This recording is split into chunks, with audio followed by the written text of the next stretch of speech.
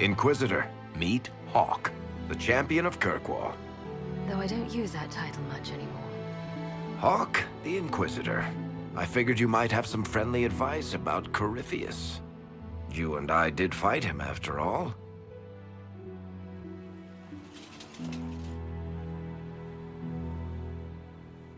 Impressive view.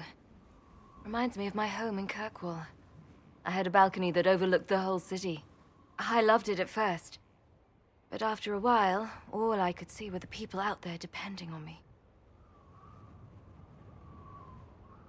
You heard about Haven. I have. That's why we're here now. And why I have battlements instead of balconies. May they serve you well. Varric said that you fought Corypheus before. Fought and killed. The Grey Wardens were holding him, and he somehow used his connection to the Darkspawn to influence them. Corypheus got into their heads, messed with their minds, turned them against each other. If the Wardens have disappeared, they could have fallen under his control again. If that's what happened to the Wardens, do you think we can free them? It's possible, but we need to know more first. I've got a friend in the Wardens.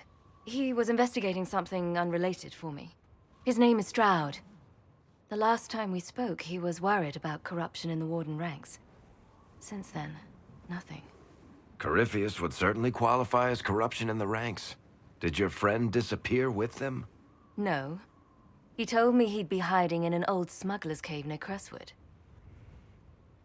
If you didn't know about Corypheus, what were you doing with the Wardens?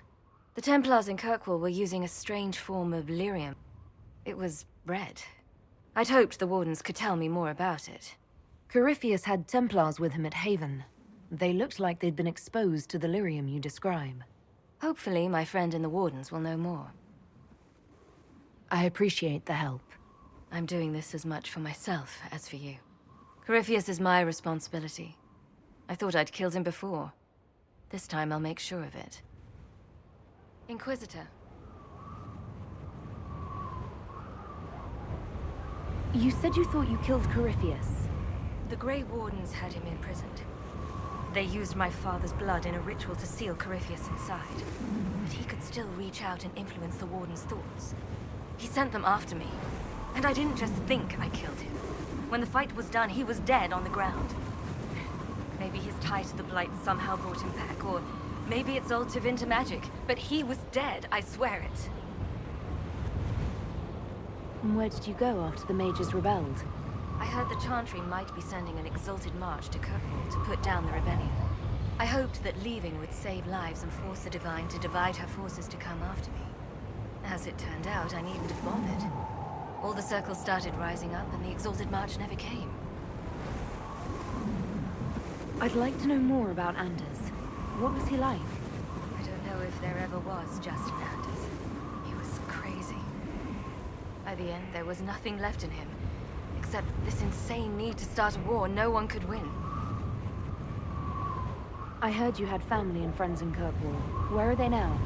My sister's a Grey Warden. I had my friend Aveline take her as far from Orlais as possible.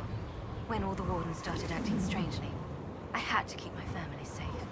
Fenris would have killed himself to protect me. I didn't want to give him that chance. I assume Varric's been feeding you information about the Inquisition.